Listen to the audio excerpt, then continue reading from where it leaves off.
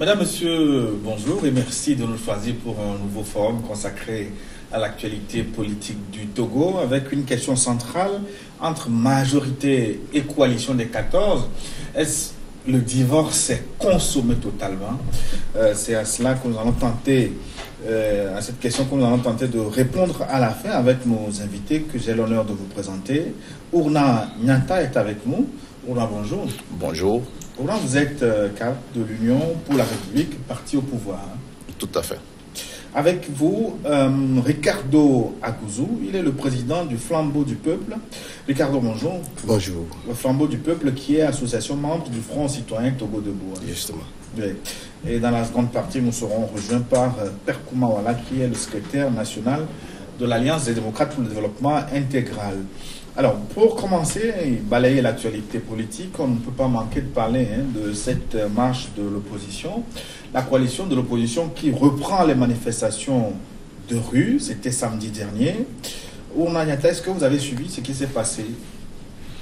Nous avons suivi de loin les manifestations. Je tiens d'abord à saluer la bonne tenue de la manifestation et l'encadrement des forces de l'ordre qui ont bien d'ailleurs fait leur travail.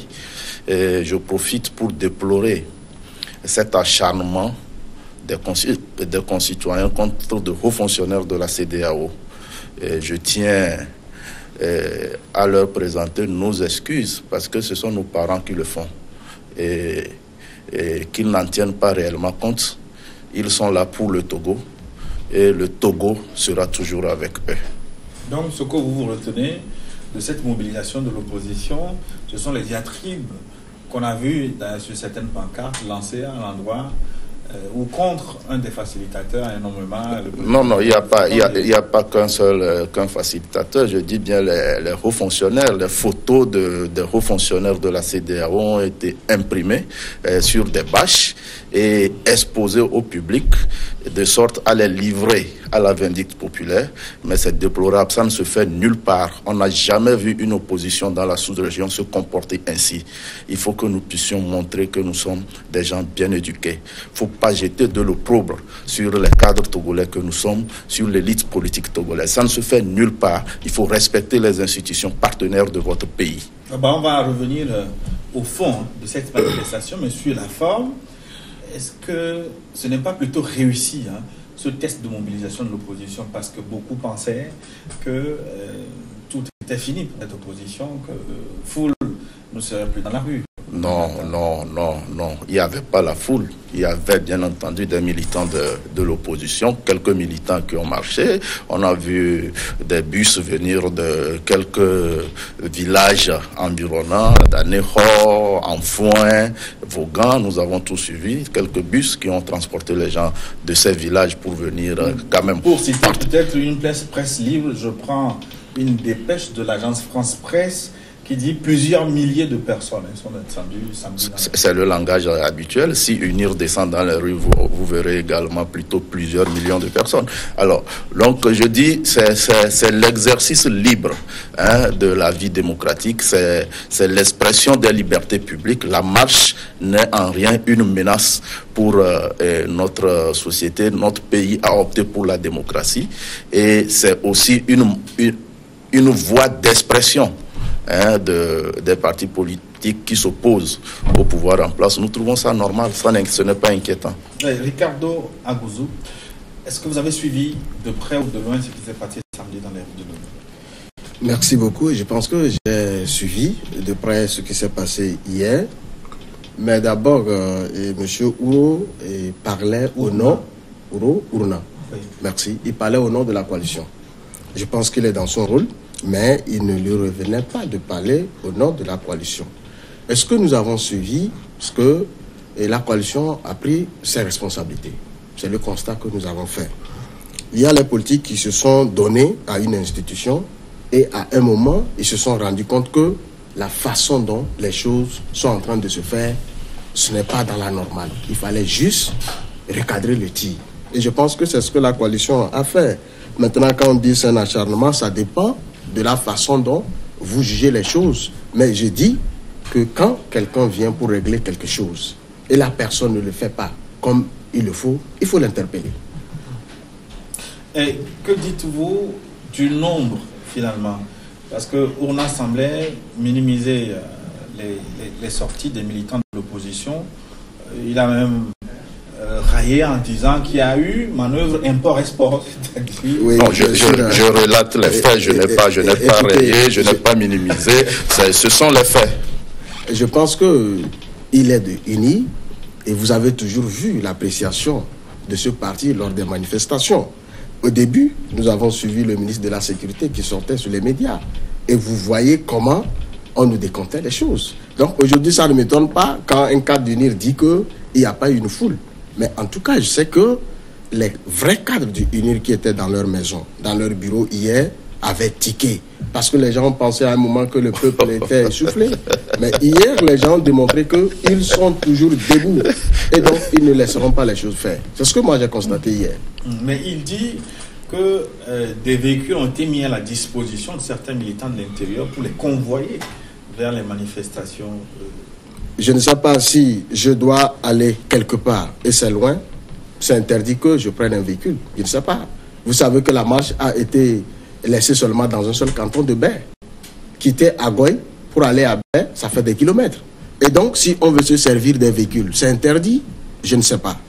Et je pense que c'est le travail du parti UNI. C'est ce que nous reconnaissons dans ce parti. Le transport, import, export.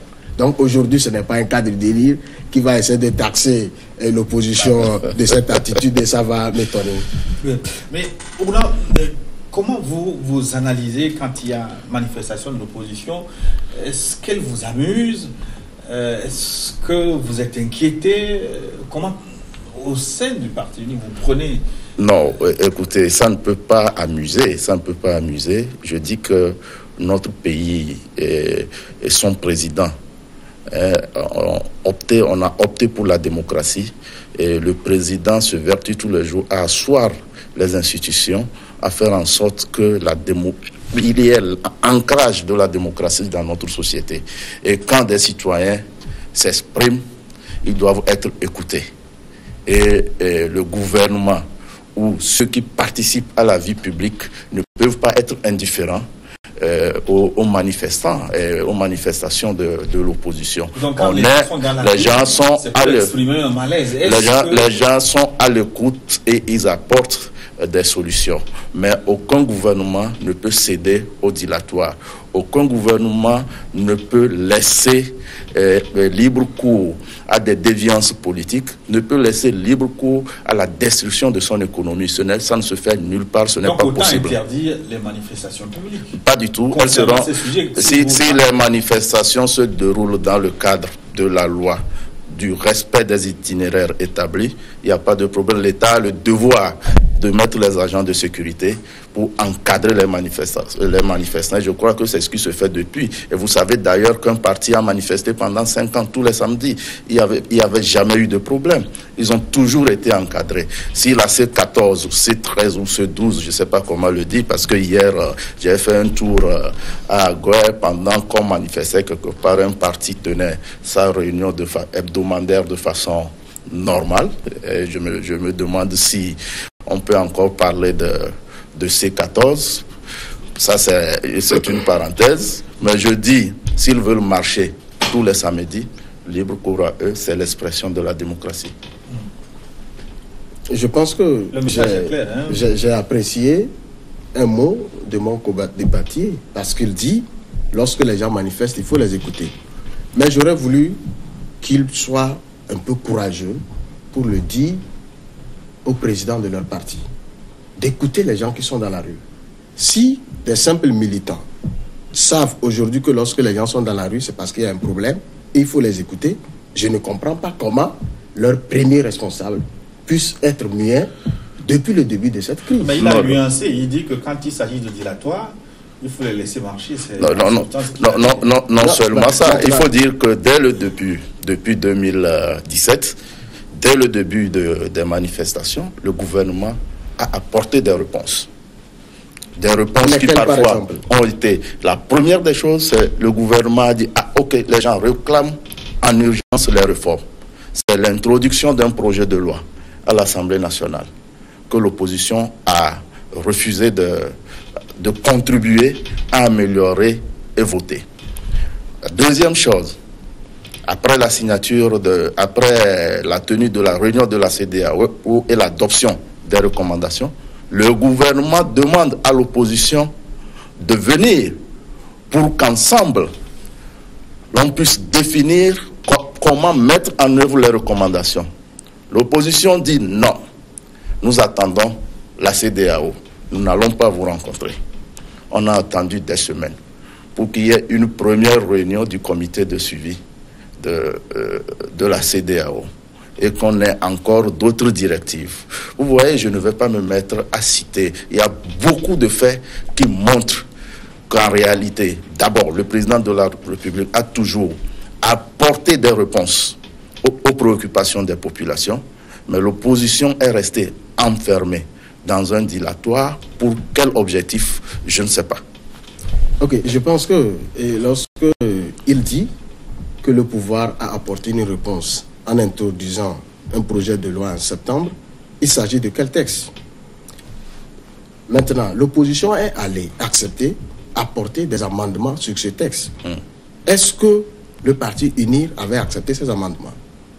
Est-ce que c'est dit dans le Parlement que le parti, le groupe parlementaire d'opposition puisse apporter des amendements ou pas? Maintenant, le parti au pouvoir avait déjà introduit, le gouvernement a introduit ce projet de loi. Et c'est les députés de UNIR qui ont rejeté ce projet de loi. C'est un jeu, c'est du dilatoire. Et nous connaissons ce régime. Nous connaissons ce régime parce que ce n'est pas aujourd'hui que cela commence. Le problème des réformes n'a pas commencé en 2017. On ne gouverne pas pour l'opposition. On gouverne pour le peuple. Et on doit être à l'écoute du peuple. On doit savoir anticiper les choses. C'est ça la politique. On ne peut pas attendre que les gens soient dans la rue, qu'on tue les gens, qu'on bastonne les gens, qu'on enferme les gens et introduire des articles à l'Assemblée nationale. Ça ne fait pas du sérieux. Je suis désolé, monsieur Richard. C'est bien, vous êtes bien dans votre rôle d'opposant, à vous entendre. Je suis dans la société civile. Oui, à vous entendre, vous êtes bien dans votre rôle d'opposant. Mais je tiens à vous rappeler ceci.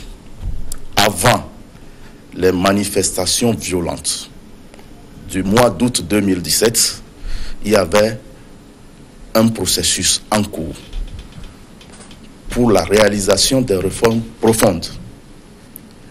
Et ce processus était conduit par Mme Awa Nana et l'équipe a sillonné tout le territoire et était arrivée pratiquement à la fin de ses travaux. Pour ouvrir une parenthèse, cette commission de réflexion sur les réformes a rendu son rapport. Pourquoi finalement ce rapport qui a été élaboré avec un financement des contribuables togolais, pourquoi ce rapport est mis sur les boisseaux, dans les tiroirs? On n'en parle plus, ce n'est même pas ce rapport qui a été envoyé à l'Assemblée nationale. Non, ce n'est pas ce rapport qui est contenu dans les recommandations de la CEDEAO voulu et accepté par l'ensemble de la classe politique. Donc ces recommandations sont l'urgence de l'heure. Et c'est la mise en œuvre de ces recommandations qui est en cours. Et c'est voulu par l'ensemble de la classe politique. Et nous sommes tenus de mettre en œuvre ces recommandations. Je ne sais pas si la commission d'Awa Nana a fini ses activités. Dans sa tournée. Le rapport a été rendu. Ah mais oui, je demande à savoir dans sa tournée, qu'est-ce qui s'est passé? Il faut le relater. Est-ce que la commission était à l'aise en travaillant? Qu'est-ce que les gens réclamaient lorsque on rencontrait cette commission? C'était le retour de la pension de 92. Personne n'a accueilli cette mission. Il faut être clair. Et donc, est-ce qu'on avait besoin de cette commission d'Awa Nana pour opérer les réformes? Tout à fait. Les réformes. Tout à fait. L'exercice était important. Et les réactions des populations étaient légitimes. Et c'est comme cela qu'un gouvernement travaille. Aller vers le peuple, écouter ses rancœurs, écouter ses revendications et après centraliser pour voir ce qu'on peut adopter le mieux pour la population. Et c'est l'objectif de l'exercice. Et cet exercice est bien mené, mais malheureusement, vous et vos amis, vous avez choisi de créer la violence dans le pays. Écoutez, et vous avez créé la violence dans le pays. Et je pense que Dieu merci, on est sorti progressivement de votre tentative. Le problème des réformes a commencé depuis la déstabilisation des institutions de la République. Et aujourd'hui, nous sommes dans la mise en œuvre des recommandations de la CEDEAO avec la tenue effective des élections législatives le 20 décembre prochain. Alors, s'il faut dire la vérité, Oui. c'est le parti uni qui a porté atteinte à la Constitution. Le président de la République est venu au pouvoir en 2005 par un coup d'État. Et l'article 148 de la Constitution le condamne. C'est un crime imprescriptible contre la nation et sanctionné. S'il faut parler de la violation flagrante de la loi, Monsieur du président de la République lui-même. Monsieur Agouzou, Maintenant, laissez-moi continuer. Laissez-moi continuer. Laissez-moi continuer. Le décès du président et Adema a été assuré par monsieur Abbas Pongonfo. Non, nous savons tout ce qui s'est passé. Personne ne nous raconte les événements. A été élu à l'issue des élections. Dans tous les cas, avant l'élection du président de la République, il y a eu un coup d'État perpétré. Il est à retenir le président Faure n'était pas à l'Assemblée. Le contexte togolais était tel que nous ne pouvons pas tromper nos enfants sur l'histoire du Togo. Notre pays, nous avons... Est-ce qu'avec l'accord politique global... Non, laissez-moi venir. Le pays qui n'a pas été soldé... Le passé est soldé. Nous avons vécu des situations difficiles. On pouvait pacifier le pays. L'accord politique global a demandé la mise en œuvre des réformes. Et donc, l'accord politique global visait l'esprit de la Constitution de 1992. Ça a été écrit. Oui. Et donc, les acteurs se sont entendus. Qui sont ceux qui ont violé l'accord politique depuis 2006. Qui sont ceux qui ont été les premiers à violer l'accord politique global? Je suis désolé que vous me dites que le président a violé l'accord. Qui sont ceux qui ont refusé? Non, le premier taxe à mettre en place de l'accord, il était question d'abord de mettre un gouvernement d'union. Et c'est ce gouvernement qui devait opérer les réformes contenues dans l'accord politique global. Un gouvernement de sabotage. Nous savons ce qui se passe au Togo. Qui sont ceux qui ont refusé de participer à ce gouvernement? Nous sommes tous des Togolais. Et qui a été Premier ministre? Maître Agbouibor de la C14. Maître Agbouibor a démissionné parce qu'il n'arrivait pas à opérer les réformes? Est-ce qu'il a démissionné parce qu'il avait des difficultés à opérer les réformes? Non. Qui sont ceux qui ont refusé de participer au CPDC? Le cadre prévu de dialogue de concertation prévu par l'accord politique global. Le premier cadre a rendu son rapport. Tout ce que vous réclamez aujourd'hui est contenu dans le rapport du cadre dirigé par Sanvi de Tové. Mais pourquoi ça n'a pas été... J'ai fini à comprendre parce que l'opposition radicale a rejeté ce rapport. C'est quoi vous appelez l'opposition radicale? Comme quoi c'est pas inclusif, ils n'ont pas participé et donc ce n'est pas une opposition radicale. C'est ça une opposition radicale. Et ça, il y a une opposition, c'est une réalité. Deuxième chose, le gouvernement offre une autre ouverture, c'est la mise en place du cadre permanent de dialogue renouvelé. Je pense que nous n'allons pas continuer dans ce dialogue. Il refuse de participer à ce cadre. Il refuse de participer à ce cadre et demande une rencontre. Laisse-moi terminer. Il me demande une rencontre à Togo Télécom. Dans un cadre présidé par M. Patrick Lançon. Les Togolais sont rendus aujourd'hui et savent que vous vivez sur le mensonge. M. Patrick Lançon rend le rapport. Les Togolais sont matures et connaissent le régime qu'il vit et les bâtit sur le mensonge. Vous ne pouvez plus nous relater des faits que nous avons vécu. On va quitter la rue. C'est faux. Ces manifestations de rue, parce que quand l'opposition marchait, c'était le deuxième jour de l'opération de révision, de rattrapage. L'opposition a choisi de boycotter cette opération pour se mettre dans la rue. Est-ce que ce n'est pas trop osé? Est-ce que ce n'est pas un risque trop grand de refuser ces 3 jours de révision, de recensement électoral, justement? Il faut revoir le contexte. Les gens étaient aux discussions. Et la dernière discussion du comité de suivi, c'est le 23 septembre, où il y a eu un relevé de conclusion qui a demandé la recomposition de la CENI. Après la feuille de route du 31, vous savez que les acteurs jouaient sur ce mot, la recomposition de la CENI. Je ne sais pas si le français utilisé dans le communiqué final de la CEDEAO le 31 posait problème à qui. C'était clair qu'il fallait recomposer la CENI. Mais les gens du pouvoir ont toujours joué, comme je l'ai dit, pour permettre le temps d'avancer. Ils ont refusé la recomposition de la CENI jusqu'au 23 septembre dernier, où on demande à la coalition de rejoindre la CENI en proposant ces 8 représentants. Et de l'autre côté, de unir les 8 représentants. Et au plus grand temps, le 30. Et la recomposition de la CENI n'a pas été faite. On dit au plus tard le 30, on ouvre le recensement le premier. Soyez logique. Même quand on dit des choses, ce n'est pas vrai, il faut que ça soit logique. Mais en les gens, la recomposition de la CENI, est-ce que le travail, le processus ne pouvait pas continuer? Le processus ne pouvait pas continuer parce que c'est cette CENI qui a été bloquée par la CEDEAO parce qu'elle n'était pas paritaire. C'est la CEDEAO qui a suspendu les activités de cette CENI.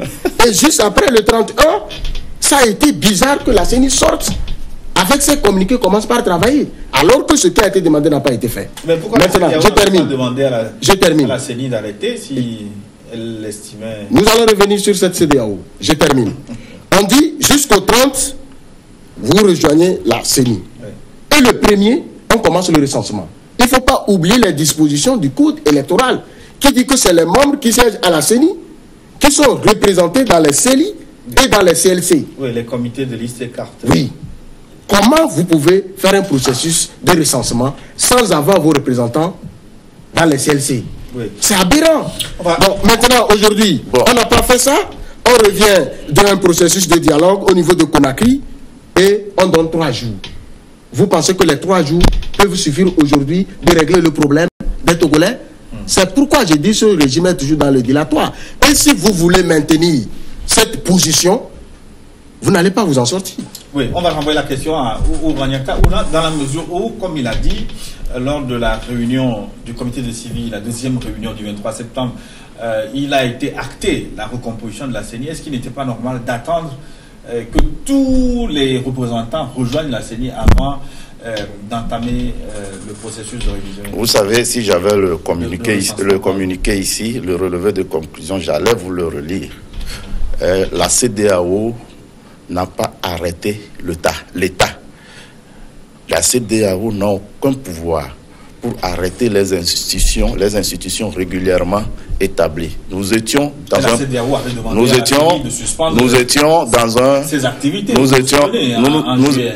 nous étions dans un processus. Oui. Et répondez à la question. Est-ce que la CENI était suspendue ou pas? Et les rencontres du comité de suivi permettent d'améliorer la conduite du processus. Donc, sans toutefois sortir du calendrier. Le calendrier établi est là. Mais tout en améliorant le processus, tout en trouvant des consensus, le processus doit avancer. Et la C14 le sait très bien.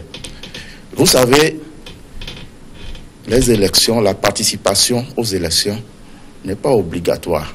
La loi n'oblige pas. Les choix politiques se respectent. Si les gens ont choisi délibérément un suicide collectif, on peut dire que bravo. C'est peut-être salvateur.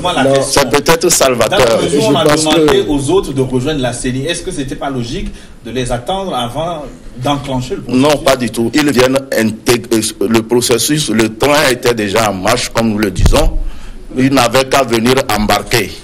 Et c'est comme ça se passe. Dans une crise de confiance, est-ce que les autres pouvaient... Il n'y a pas de crise de confiance. Crise de confiance vis-à-vis de qui? Le gouvernement a tout accepté. La CEDEAO a affecté des experts à la CENI pour suivre tout ce qui se fait et faire des suggestions, faire en sorte que la CENI puisse établir un fichier électoral fiable. Est-ce que ce n'est pas déjà rassurant? Est-ce que la CEDEAO qui fait la facilitation, qui dit ok, nous mettons à votre disposition des experts parce que nous voulons que le Togo puisse avoir un fichier électoral fiable. Vous avez posé cela comme problème, d'accord, nous mettons des experts pour aider le Togo à le faire. Est-ce que ce n'est pas déjà une garantie pour participer au processus? Vous savez, est-ce que au sein de UNI, il y a une volonté de résoudre la crise? Est-ce qu'au sein de UNI, vous avez la volonté de résoudre la crise? Quand vous me dites que le train est en marche, qu'il fallait embarquer. Je ne comprends pas cette expression jusqu'alors. Je suis un peu embêté en tant que membre de la société civile. Non, vous n'êtes pas membre de la société civile, monsieur. Cela n'est pas important. Vous n'êtes pas membre de la société civile, vous êtes un opposant un opposant. Le président de votre organisation, oui. Togo Debout, est un membre fondateur de l'ANC. Vous connaissez la loi? Je dis... Est-ce que vous connaissez la loi? Vous pensez qu'un membre de la société civile n'a pas le droit? Il est un membre... N'a pas le droit d'être dans un parti politique? Il est un membre fondateur de l'ANC. Non. Et il défend les idéaux de l'ANC. Qu'il s'affiche officiellement comme un acteur politique. Et c'est arrêter de jouer avec les... Je vais vous répondre. Je dis ceci. vais vous répondre. Vous savez, je vais vous répondre. Le processus enclenché, en tout cas avec la facilitation de la CEDEAO, était déjà en cours, selon un calendrier donné. Et la CEDEAO a mis les garde-fous pour rassurer l'opposition par rapport à ses inquiétudes liées au recensement et à la conduite du processus. C'est une garantie. Si on a la volonté de participer au processus, c'est une garantie suffisante. Je vais vous répondre. Je ne sais pas pourquoi vous vous acharnez sur le Front Citoyen Togo Debout et puis ses membres. Parce que j'ai vu le ministre Baoura sous cet angle également. Mais je voudrais vous dire, lorsqu'un pays est en danger, on ne parle plus de politiciens, d'opposition et de la société civile. Le Togo est en danger, sauvons le Togo.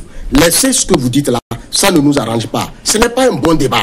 Écoutez, le Togo, je dis bien, le Togo la CENI pas en danger. N'étant pas recomposée dans les délais, il est normal qu'on boycotte le recensement parce que l'opposition n'a pas ses représentants dans les CLC et dans les CELI. Ça, c'est la logique. Il y a des experts de la CEDEAO qui, d'une manière ou d'une autre, sont en train de certifier le processus. Sous cet angle-là, est-ce que l'opposition n'avait pas intérêt à se joindre à ce processus? Non, jamais du tout. Puisque lui, dans le début de notre discussion ici, il a dit bien que c'est des fonctionnaires.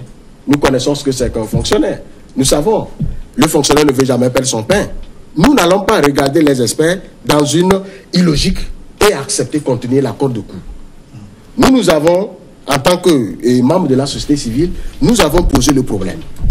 Aujourd'hui, nous avons dit, pour qu'on sorte de cette crise, allons à une transition.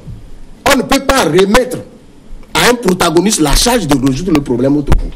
Et la CEDEAO ne nous a pas écoutés. Voilà là où nous sommes aujourd'hui.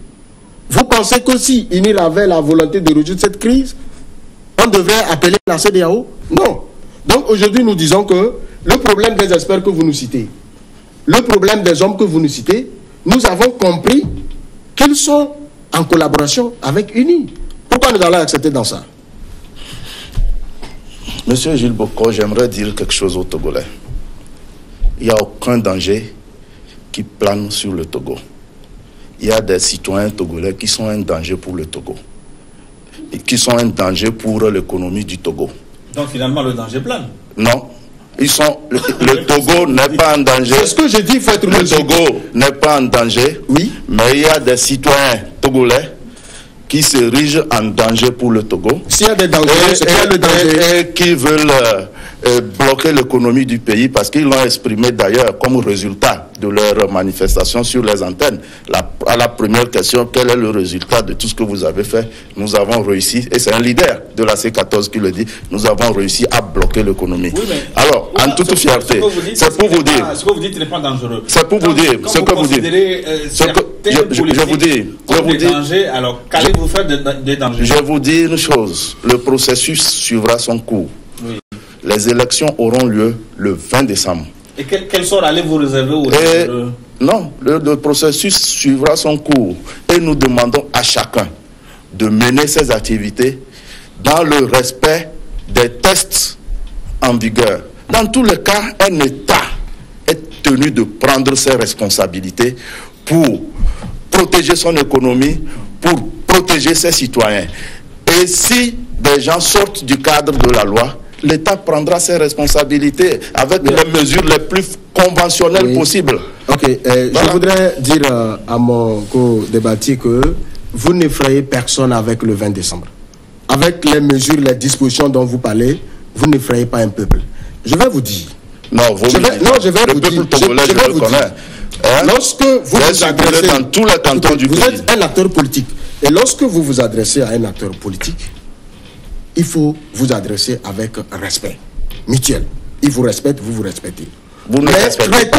Traiter des acteurs politiques, des hommes dangereux, c'est une expression que vous devez rectifier. Quelqu'un qui dit qu'il est fier de bloquer l'économie d'un pays, vous n'avez pas le droit sur un plateau de traiter les acteurs politiques dites des hommes dangereux. Je le répète, ça, je passe. Je le répète. Quelqu'un qui livre les fonctionnaires de la CEDEAO à la vindicte populaire, quelqu'un qui est fier de bloquer l'économie d'un pays, est un dangereux. Vous êtes plus dangereux en bloquant toute une nation pendant 52 ans. Vous êtes plus dangereux. Et si on vous laisse faire, je l'ai déjà dit, en réalité en 2005, c'est un crime imprescriptible contre la nation. Ne nous ramenez pas au vieux de bon. Ça, j'en passe. Je dis, vous dites que le 20 décembre est une date coûte que coûte parce que c'est la CEDEAO qui l'a fixée. Au même moment, vous dites que le Togo est un État souverain, il doit prendre ses responsabilités. Pourquoi vous voulez respecter la date de la CEDEAO et au même moment, vous proclamez votre souveraineté? Il y a une contradiction dedans. Un État prend des dispositions pour organiser les élections. Il faut regarder dans son pays, est-ce que tout va bien? Est-ce que la sécurité de mes citoyens est garantie? On n'organise pas les élections pour les organiser. Et c'est déplorable.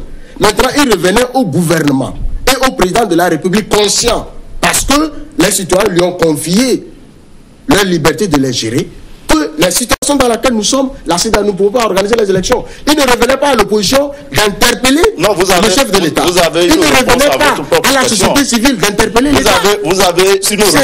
Vous avez une réponse à votre propre question. C'est justement parce qu'il y a d'inquiétude, qu'il n'y a pas de danger par rapport à la sécurité des citoyens, que les élections auront lieu le fin décembre. Et chacun, si vous ne participez pas aux élections, vous restez dans votre cadre. Une violation de la loi sera sanctionnée, c'est tout. Je voudrais lui dire quelque chose. Je voudrais lui dire quelque chose. Vous n'irez pas aux élections sans le peuple togolais. Notez ça. Si en 2002, vous êtes allé aux élections seul, et après, faire de ce que vous voulez la caution, en 2018, notez ça. Je ne sais pas qui vous appelez. Vous appelez le peuple togolais. Sans la coalition, sans la société civile. C'est les centaines de militants que vous réunissez à Kodjeti vous n'irez pas aux élections. Qui représentent. Nous n'allons pas croiser les bras, vous laisser faire comme en 2002. Il faut clôturer sur la question du recensement de rattrapage. Là. Au sein de la coalition de l'opposition, il y a un parti qui, contrairement à la ligne de la coalition, a appelé ces militants à faire le recensement. Est-ce que ce n'est pas une balle qui a été tirée dans les pattes de la coalition? Vous savez, c'est une distraction pour moi et puis je ne veux pas perdre le temps là-dessus. Mais je l'ai dit, parce que la coalition est un regroupement de 14 partis politiques, c'est des responsables et ils doivent se respecter. La morale voudrait que quand vous êtes ensemble et vous prenez une décision, vous suivez la majorité, la décision de la majorité. C'est ça la démocratie. Mais lorsque je vois des partis politiques sortis de façon isolée, prendre des dispositions, je me dis qu'il faut que ces gens-là soient disciplinés. Et nous, au Front Citoyen Togo Debout, lorsque nous avons vu au début les choses chambouler, nous avons attiré l'attention des acteurs politiques. Il faut vous ressaisir. Parce qu'aujourd'hui, le peuple ne peut plus perdre ce qu'il est en train de poursuivre. Donc, je dis que Maître Tiassona Traoré, lui seul sait ce qu'il a dans la tête. Je ne suis pas dans la coalition, mais la coalition doit prendre ses responsabilités pour discipliner les acteurs politiques pour que ces genres de trucs ne se répètent pas. Ça veut dire quoi en termes non politiques? Pardon? Ça veut dire quoi prendre ses responsabilités vis-à-vis de M. Tiassona Traoré, le leader du MCD, le parti qui a appelé à... Je ne sais pas si la coalition a des règlements intérieurs ou une conduite à tenir au sein de cette coalition. Donc, il revient à la coalition de voir l'acte posé, quelle est la gravité de l'acte et qu'est-ce qu'il faut prendre comme disposition. Il ne me revient pas au Front Citoyen Togo Debout de dire à la coalition, prenez telle décision. Mais vous souhaitez qu'il soit écarté de la coalition, en d'autres termes? Je pense que c'est un acte grave, mais je n'ai pas de décision à prendre. On aura un membre de la coalition tout à l'heure, la seconde partie. Peut-être qu'il est dans le secret de Dieu, il nous dira. Non, moi, ce débat ne m'intéresse pas. Pas vraiment, parce que ça les concerne. Les élections sont organisées. Si un parti du groupe se rend compte qu'il n'est pas prêt à participer au naufrage collectif, qu'il peut sortir du lot, c'est son choix. Le processus est là. Nous attendons. Quel rôle nous attendons le lundi à minuit pour connaître l'ensemble des partis qui participent à l'élection législative du 20 décembre. Qu'est-ce que vous voulez dire? Vous voulez dire que d'autres partis vont rejoindre? Nous attendons le lundi à minuit pour connaître les partis qui participeront à l'élection législative du 20 décembre. Je ne sais pas, il parle au nom de la CENI. L'ensemble des partis, puisque la CENI rendra publique la liste des partis. Et donc, pour le moment, c'est la coalition. Est-ce qu'il y a d'autres partis qui vont emboîter le pas au MCD? Monsieur Gilles, oui. À minuit, le lundi, à minuit le lundi, vous connaîtrez les partis qui participeront à l'élection législative du 20 décembre 2018. Ça, moi j'appelle ça une pagaille, ce que vous êtes en train de faire. Tout sera repris. Ça, je vous le dis, en toute sincérité, c'est une comédie que vous êtes en train d'organiser. Oui, mais en attendant, quel rôle UNIL a joué dans la décision du MCD de... Non. Dans les couloirs. Est-ce que UNIR est membre de la C14? Il faut préciser dans les couloirs. Nous ne gérons pas les partis d'opposition. Les partis d'opposition sont autonomes. Ils ont leur choix. Et chaque parti assume ses choix, comme je l'ai dit. Mais c'est une décision qui vous intéresse? Non, je vous ai dit que le débat ne m'intéresse pas, que j'ai juste un point de vue, puisque ça ne me concerne pas. Mais c'est quand même bon pour le moral de UNIR, non? Pourquoi? Et il se frotte les mains. La décision de participer au recensement. Non. Ben, si ça apporte de l'eau à votre moulin, non? Non, dans tous les cas, pour la CENI qui fait un travail d'enrôlement des électeurs, qui a atteint déjà un taux donné, vous savez, il y a des indicateurs de réussite d'un processus de recensement. Et quand vous êtes connaisseur d'un processus électoral, vous connaissez un peu la population globalement et puis la population électorale. Le taux est atteint, les indicateurs sont positifs et aucun expert, qu'il vienne de l'Union européenne, qu'il vienne ne peut contester ce recensement-là. Parce que les indicateurs sont très... on a atteint les chiffres escomptés. Je voudrais vous rappeler que la CENI n'existe pas, ça c'est un. Non, la CENI n'existe pas, elle n'est pas encore recomposée. Je pense que vous... Parce que les membres de la coalition devraient prêter serment le lundi passé, cela n'a pas été fait. Donc la CENI n'est pas encore recomposée. Ouais. Dans l'esprit des recommandations de la CEDEAO, la CENI n'existe pas. Vous serez bien dans un casting, dans un film à Hollywood. Vous comprenez? Et nous tous, nous serons des acteurs. Vous serez bien dans un casting parce que... Et nous tous, nous serons des acteurs. Je ne pense pas qu'aujourd'hui, vous avez encore cette force d'effrayer ou bien d'intimider le peuple. C'est faux. Vous avez tout perdu. Mais Ricardo, monsieur Miaka semblait dire qu'on n'est pas au bout des surprises. Au sein de la coalition des 14, que c'est possible que d'autres rejoignent... Je n'ai pas dit qu'au sein de la coalition de 14, ne me prêtez pas ce que je n'ai pas dit. J'ai compris. Ça, c'est votre compréhension. Ça. Je pense que vous avez dit qu'il y a un invité de la coalition qui sera là. Donc, il va tout préciser. Nous sommes de la société civile. Ce que nous remarquons, c'est qu'il faut de la discipline dans la coalition. Ça, c'est notre rôle de le dire.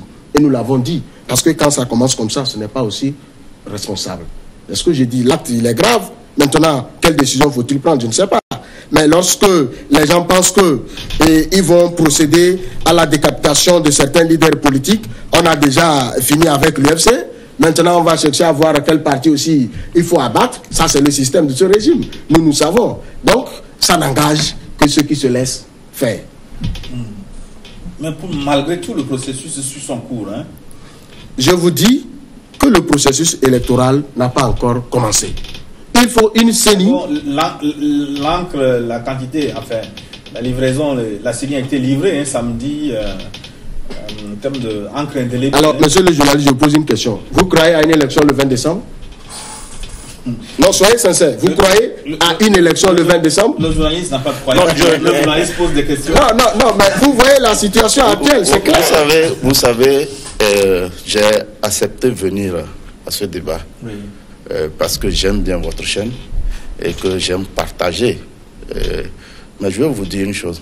En réalité, en ce moment précis, je suis prêt pour les débats de pré-campagne et non pour des petites histoires. Je suis désolé parce que nous sommes en pré-campagne. C'est quoi vous appelez débat de pré-campagne? Nous sommes en pré-campagne et je serai heureux trop prochainement d'être sur votre plateau avec nos adversaires qui participent à ces élections pour discuter, pour débattre de leur vision pour le pays et de donner aussi, nous, notre proposition, ce que nous comptons faire au cours de la prochaine législature. Il n'y a pas de problème, donc, vous payez pour un temps d'antenne. C'est tout, mais je pense que...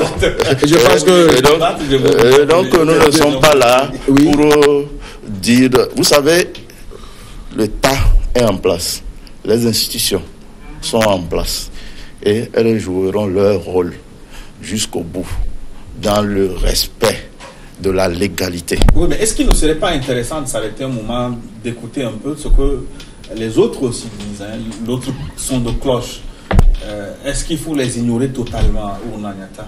Vous savez, quand quelqu'un fait semblant d'être sourd, c'est très difficile de lui faire comprendre des choses. Et c'est ce qui se passe. Des gens font semblant d'être sourds. Et finalement, eux-mêmes, ils se rendent compte qu'ils sont enfermés dans une situation qu'ils ont créée et ils veulent que ce soit d'autres personnes qui viennent résoudre leurs problèmes. Ça, ce n'est pas le problème du Togo. Tout ce qui est problème du pays à résoudre, les mesures sont en cours pour résoudre ces problèmes-là. Le gouvernement a adopté un texte de loi qui est déjà envoyé à l'Assemblée nationale. Là-dessus, il y a une polémique. Un expert de la CEDEAO a travaillé sur la question des réformes. Il se dit sur... Un expert n'impose pas son rapport à un gouvernement. Et deux, le gouvernement a envoyé, pas une loi, le gouvernement ne vote pas la loi, une proposition à l'Assemblée nationale. Et je suis sûr, convaincu que les députés auront sur leur table aussi les propositions de l'expert. Et ils pourront en tenir compte lors des débats en commission pour améliorer le gouvernement. Différent du texte de l'expert. Je dis pas vraiment. Pas vraiment. Pas vraiment. J'ai lu les deux, pas vraiment. Vous savez, les gens aiment trouver des contorsions et puis tout. Je dis que les gens aillent à l'Assemblée nationale discuter de ça. Au cas contraire, le pays va organiser un référendum pour offrir. Le pays va organiser un référendum pour offrir au peuple togolais ce dont il a besoin dans sa loi fondamentale. C'est-à-dire la limitation du mandat présidentiel à 2, le mode de scrutin à 2 tours, la réforme de la Cour constitutionnelle telle que actée, etc. Donc, le président de la République, son gouvernement, fera tout pour offrir ça aux Togolais, parce que c'est ça qui concerne le pays. On ne va pas satisfaire les partis, mais on satisfait le peuple. Je l'ai dit ici au début que UNI n'est pas dans une position de nous faire sortir de la crise, de par sa façon de faire.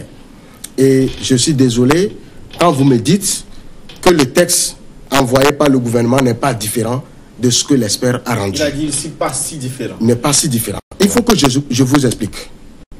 En septembre 2017, lorsque la crise est née, le gouvernement a envoyé un projet de loi. Et donc, l'article 59 dit que le président est élu au suffrage universel 5 ans, renouvelable une seule fois. C'est ce que les députés de l'opposition ont rejeté. Parce qu'ils ont fait des amendements. On a coopté un expert pour venir faire un travail. Lorsque vous prenez ce que l'expert a proposé dans l'article 59, il a bien précisé. Nul ne peut, quel que soit le motif, proroger son mandat. Il a bien précisé ce que le gouvernement a sauté avant d'envoyer ce document à l'Assemblée nationale pour étude. Non, vous comprenez? Juste pour précision. Je n'ai pas encore fini. Juste pour précision. Lorsque nous prenons... Juste pour précision. Non, c'est important. Laisse-moi finir. Parce qu'il ne faut pas dire la contre-vérité. Le porte-parole du gouvernement est intervenu pour dire clairement que le gouvernement est dans l'exécution du calendrier. Avant d'envoyer la proposition à l'Assemblée nationale, le gouvernement n'a pas reçu le rapport de l'expert. Donc aujourd'hui, le cadre de discussion par excellence sur la question, c'est l'Assemblée nationale.